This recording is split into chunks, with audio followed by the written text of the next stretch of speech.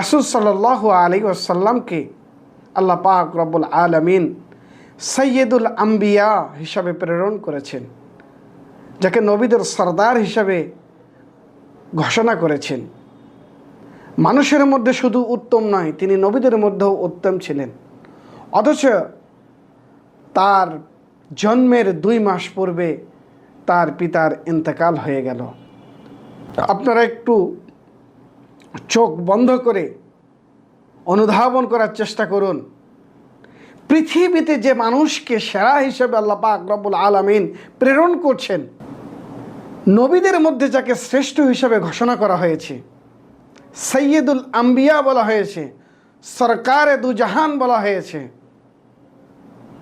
তার জন্মের 2 মাস পূর্বে তার পিতা ইন্তেকাল করলেন।